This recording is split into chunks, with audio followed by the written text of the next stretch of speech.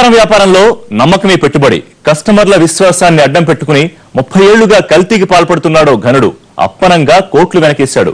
చివరకు తన బండారం బయటపడేసరికి రాత్రికి రాత్రే బిచాణా ఎత్తేశాడు.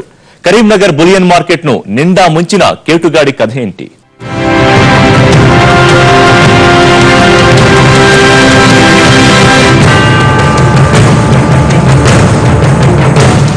మహారాష్ట్రకు చెందిన ప్రకాష్ కరీంనగర్ బులియన్ మార్కెట్ లో బంగారాన్ని కరిగించే రిఫైనరీ నిర్వహిస్తున్నాడు. 30 ఏళ్లుగా వ్యాపారం చేస్తుండటంతో పెద్ద సంఖ్యలో కస్టమర్లు వస్తుంటారు.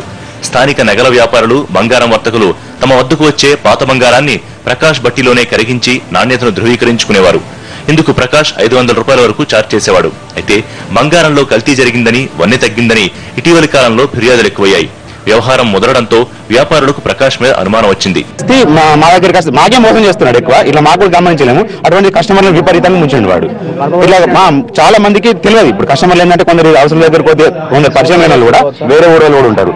కరీంనగర్కి వచ్చిన తర్వాత వాళ్ళు ఇక్కడ ఎవరు తెలియక ఇక్కడ కంచె దగ్గర ఉపయోగించుకున్నామని వచ్చేసరికి వాడు ఆ ప్లాన్ లో మొత్తం ఆ రకంగా కస్టమర్లను గణేష్ వ్యాపారి మాత్రం ప్రకాష్ సంగతి ఏంటో తేల్చాలని అడిగాడు.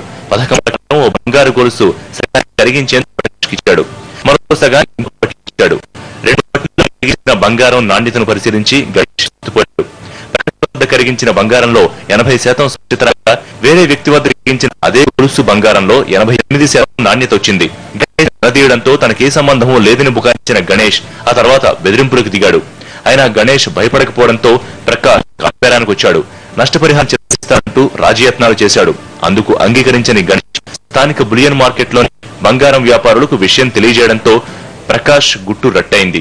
సరే పొద్దున తెల్లారచ్చి అడిగితే నీకు నష్టపరంగా టిపా అన్నట్టు ఏదో సంబంధించినట్టు చెప్పారు. లేదు మోసం జరిగింది ఏదని చెప్పి చూద్దామని చెప్పి లోపలికి పోయి చూద్దామని చెప్పి లోపలికి పోనీయాక బలవంతంగా లోపలికి పోయి చూసేవారికి ఆ బట్టలకి వెళ్ళి లోపలికి సొరంగా ఉన్నది. మనం బంగారం పెట్టి వాళ్ళు మోసం చేసే ఎలాంటి ఉన్నాయో అవన్నీ చూసి అందరం సంఘం తరపున అందరం వచ్చినాం, సీల్ చేసినాం. వాళ్ళు పరారయ్యారు.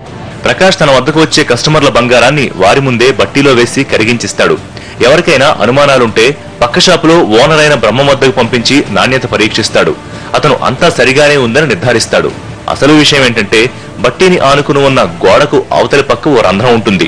కరిగించేందుకు ఆభరణాన్ని బట్టిలో వేయగానే అవతలి పక్క ఉన్న వ్యక్తి అందులోని బంగారంలో కొన్ని గ్రాములు కత్తిరించి సమాన బరువు గల రాగిని అందులో వేస్తాడు. బట్టి మూత తీసేసరికి రాగి బంగారంలో కరిగిపోయి ఉంటుంది.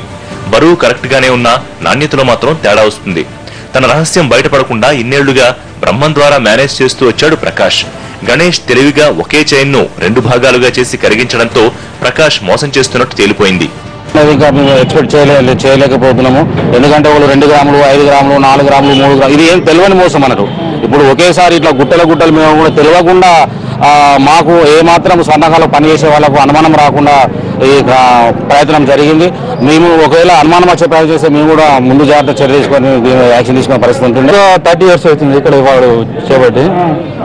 ఇక అంటే ఇంచుమించు కోట్లలో ఉంటుంది. బట్టి వెనుక వేరే గది ఉన్నట్టు ఎవరికీ తెలియదు. ఎవరైనా గుర్తించోటు వెళితే ఆ గదిలో అన్ని దేవుళ్ల చిత్రపటాలు ఉండడంతో పూజ గదని పొరబడుతూ ఉంటారు. చూడ్డానికి చిన్న విషయంలా కనిపిస్తూ ఉన్న కోట్ల రూపాయల సొత్తు మింగేశాడి కన్నింగ్. మొత్తం మీద కరీంనగర్ బులియన్ మార్కెట్ ను నమ్మకం పేరుతో నిండా ముంచాడు ప్రకాష్. అతి తెలివితేటలతో తమను మోసం చేసిన బ్రహ్మం, ప్రకాష్లపై ఫిర్యాదుకు సిద్ధమవుతున్నారు వ్యాపారస్తులు.